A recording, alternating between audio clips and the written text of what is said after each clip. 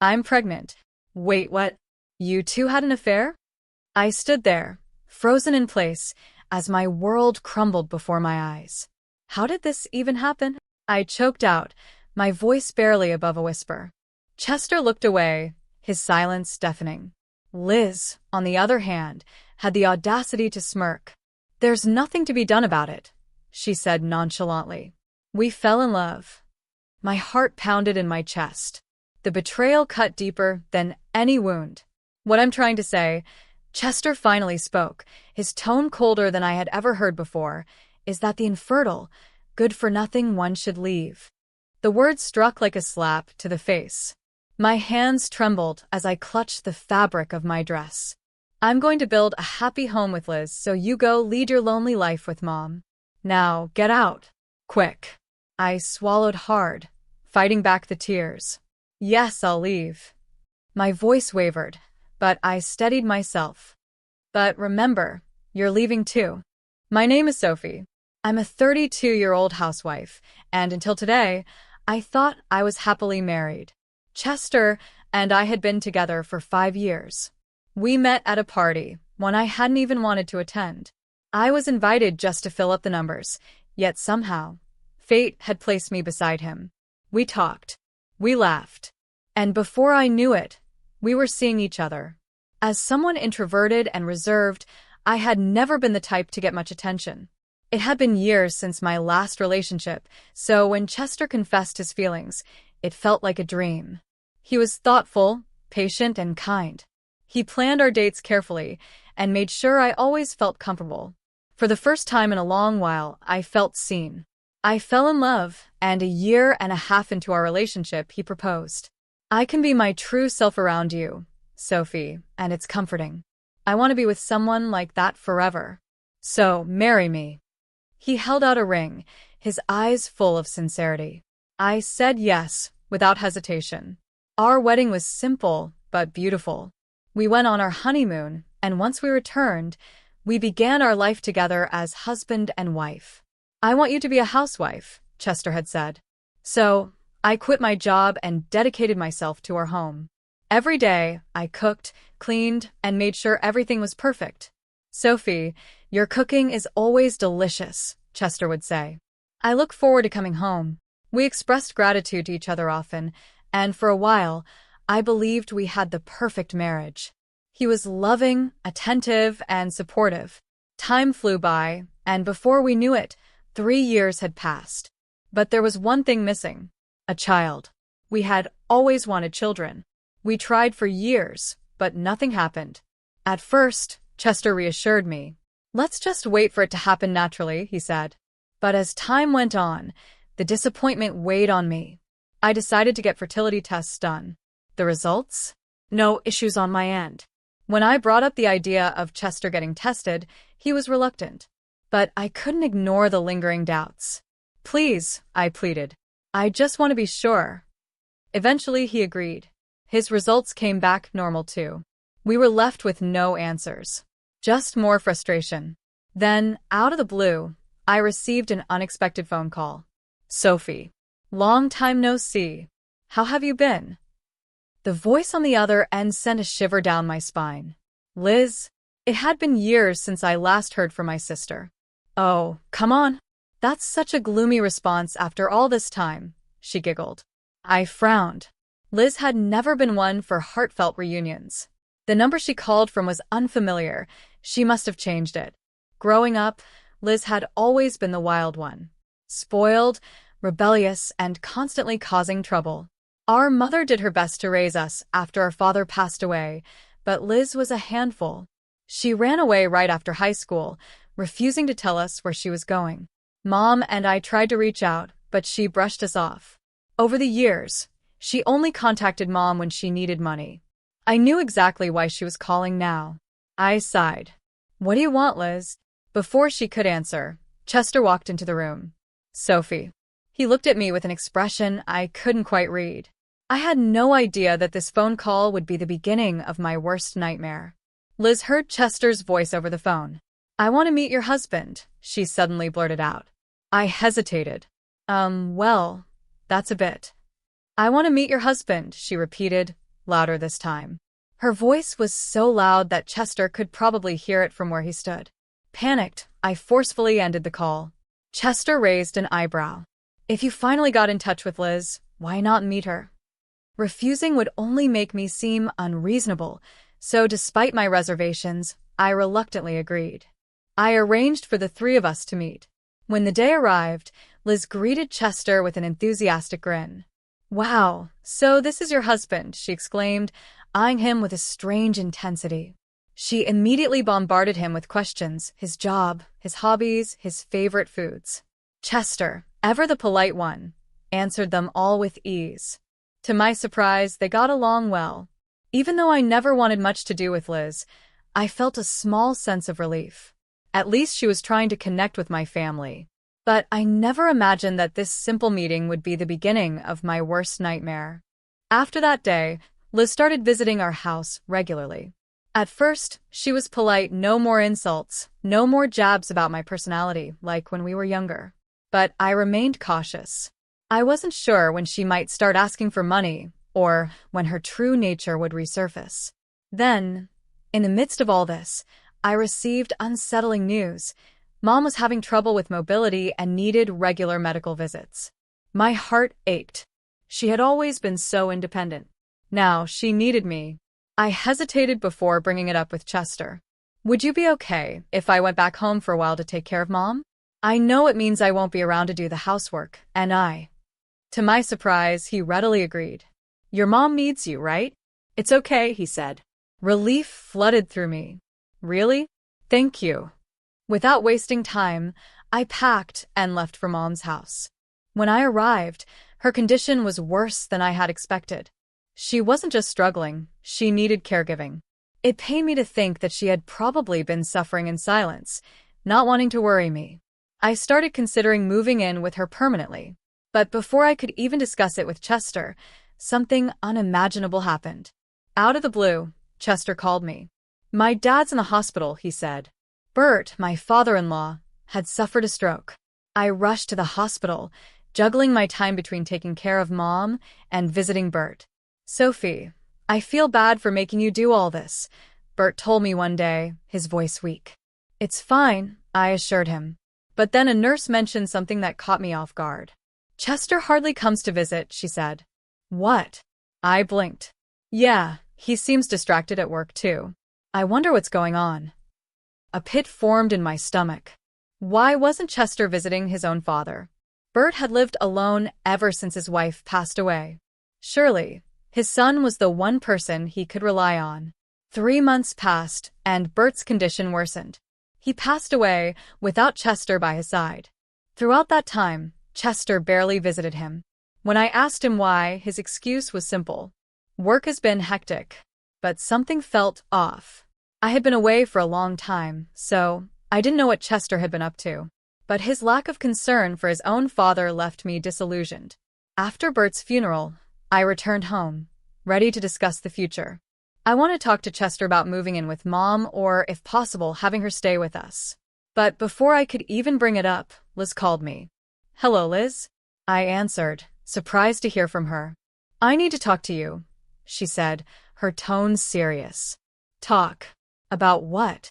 There was a pause, then, "I'm pregnant." My body went rigid. "What?" Liz wasn't married. As far as I knew, she wasn't even seeing anyone. "You've been seeing someone?" I asked cautiously. "Oh, yeah," she said with a chuckle. "And you'd be very surprised to know who the dad is." A lump formed in my throat. My fingers gripped the phone tighter. "Who is it?" She paused for dramatic effect. Then, with sickening satisfaction, she said, "It's Chester." For a moment, my mind went blank. "Chester? You mean my husband?" "Well, yeah. There's only one, right?" she said, amused. I could hear the smugness in her voice. "Wait. You two had an affair?" My voice cracked. "It just happened. But honestly, it was bound to," she said casually, as if she hadn't just destroyed my life. I felt sick. "How did this even happen?" I whispered. "Anyway," she continued, "I'm more suitable for him than you. You can't have kids, and I'm prettier. If I had met him first, I would have been the one to marry him. Her words cut deep, each one like a knife twisting into my heart. What are you saying? I hissed. Don't try to justify stealing him. She scoffed. It can't be helped. We fell in love. I clenched my jaw. So, what do you want me to do? What I'm trying to say, she said slowly, is that the infertile, useless one should leave. I squeezed my eyes shut. I had always known Liz looked down on me, but this was unforgivable. I took a deep breath, then spoke as steadily as I could. I understand. I'll leave. And with that, I hung up. I had made my decision. I was going home to start divorce proceedings. When I arrived back at our house, Chester greeted me with a bright smile, as if nothing had happened. Hey, he said cheerfully. Good you're here. I stared at him, my heart pounding. You're the worst, I whispered. His smile faltered. He had no idea what was coming next. Chester's expression darkened as he crossed his arms. Oh, sorry, but this is your fault, he sneered. You couldn't have kids. The infertility is your responsibility. I clenched my fists. I haven't even been diagnosed with infertility. It's just unfortunate that we haven't had children yet. Chester scoffed. Right? Maybe the hospital made a mistake in your diagnosis. After all, I got Liz pregnant right away, didn't I? Liz smirked, stepping closer and rubbing her belly. Sorry, Sophie. I guess I just got pregnant so quickly.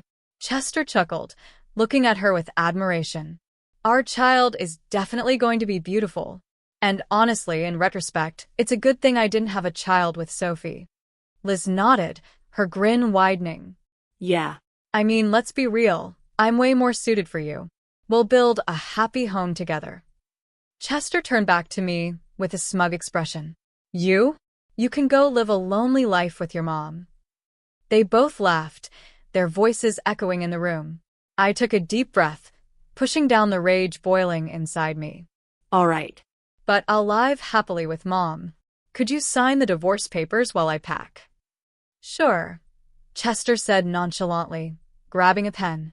As I gathered my belongings, Chester and Liz gleefully filled out the forms. Now we can finally be together, Liz said dreamily. Chester kissed her on the cheek. Yeah. We'll truly be husband and wife. I'm so happy. Let's celebrate with a trip. Great idea. We should go before your belly gets too big. Maybe abroad? Paris? London? I zipped up my suitcase and walked back to them. Are you done signing the papers? Yeah, Chester said smugly, handing them over. This is the end of our relationship. Now get out. I smiled. Yes, I'll leave. But you're leaving too. Their faces twisted in confusion. What? Chester snapped. What are you talking about? This is my house. Have you lost your mind? Liz let out an exaggerated sigh. Ugh, is she in shock from the divorce? Well, it can't be helped. Stop talking nonsense and just leave, Chester barked. I tilted my head. Do you remember who owns this house? Me, obviously. I let out a small laugh. No. It was your father, Bert. Huh? Right, but he passed away last year, so it should have been inherited by me, right? I shook my head slowly. Unfortunately for you, Bert didn't leave anything to you. His face paled. What? Then who inherited it? Your uncle. Chester blinked in shock. My uncle? You never visited Bert in the hospital, remember? He was disgusted with you. Maybe he even knew about the affair. He made sure to transfer as much of his assets as possible to your uncle before he passed away. This house? It's already on the market. Asterisk. What? Chester's voice cracked. Liz's face contorted in panic. But we can just ask your uncle to let us stay, right? I shrugged. Why would he allow that when Bert himself didn't? Then, where will we live? Chester stammered. I don't care. Liz turned to me, scowling. Then we'll live at Mom's house. Sophie, you go somewhere else. I folded my arms. Mom cut ties with you, Liz. Besides, you did nothing for her when she was sick. That was, well, I just felt awkward visiting. Asterisk, if you really cared, you would have visited regardless. Liz looked away, flustered. Asterisk, you don't care about Mom? I continued. You just want a place to stay. That's not true, Liz snapped. I let out a deep sigh. Well, it doesn't matter. Mom already said she doesn't want to see your face ever again. Liz gasped. What? So, please leave. Quickly. Chester and Liz stood there, frozen, their faces ghostly pale. I didn't bother waiting for their response. I turned on my heel and walked out. After submitting the divorce papers, I returned to my parents' house. Then I hired a lawyer. Chester and Liz had humiliated and betrayed me. I wasn't about to let them off the hook. I filed for financial compensation and made sure the legal documents were sent directly to Chester's workplace. If he didn't pay, his wages would be garnished. No escape. Meanwhile, Mom and I moved into a new home. Our family house had too many stairs, making it difficult for her to move around. So, we found a wheelchair-accessible apartment. But just in case Chester and Liz ever thought about crawling back to the family home, I took care of it in advance. I had the house demolished. In its place, a parking lot. The income from it covered our living expenses. Our new apartment was bright and spacious. Mom could move around easily, and for the first time in a long while, peace settled into my life. I found a job, one that I enjoyed. We were comfortable. Then one day Liz called. What the hell? She screeched. Why is our family home turned into a parking lot? I smirked. Oh, so you did go back, huh? I thought you'd come crawling back to the family house in desperation. I continued. So Mom and I handled it in advance. Now there's nothing left for you to leech off of. Time to start living on your own, Liz. Unless you can't. Don't underestimate me, she snapped. I can do it if I try. Good. Try hard. You're about to be a mother, after all. Silence. A child born to you, and that man is unfortunate, I added coldly. I can't imagine you two, selfish as you are, raising a child properly. How dare you? Just don't neglect your kid, I warned. That would be the end of you as a person. Liz's voice shook. Shut up. Just watch. I'll prove I can be a good mother. Good. Do your best. It's not my problem anymore. Liz hung up with a furious click. I sighed, shaking my head. Maybe, just maybe, she would take parenting seriously now. The child was innocent. It deserved to be raised properly. A year passed. Then I heard the news. Liz had divorced Chester. Even after marriage, he refused to work properly. He didn't help with childcare. Liz finally realized it was pointless to stay with him. Now, she was working night shifts, struggling to support herself and her child. One day, out of nowhere, she called me again. I just wanted to tell you, I'm taking care of my child properly. I raised an eyebrow. My daughter says she loves me. She's so cute. It makes me happy, Liz admitted softly. I just wanted you to know that. Then, she quickly hung up. I smiled faintly. Liz was still as prideful as ever, but maybe, just maybe, she had changed. As for Chester? Divorced. Broke. Disowned. Living a lonely freelancer's life, with most of his earnings eaten away by debt. And I was free. As for Chester? He was drowning in child support payments, barely scraping by. His once smug and arrogant demeanor had crumbled, leaving him to a poor and lonely lifestyle. But that was his responsibility. His choices led him there. Meanwhile, I had moved on. A year after my divorce, I met someone at work, someone kind, supportive, and nothing like Chester. We started dating, and over time, I realized what it truly meant to be loved and respected. After a year together, we decided to get married. And the best part? He agreed to live with Mom and me, embracing our little family with open arms. Now, the three of us live happily together.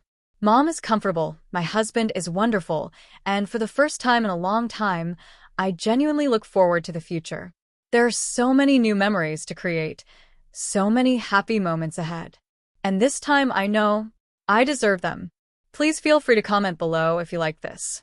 Remember to like and subscribe for more.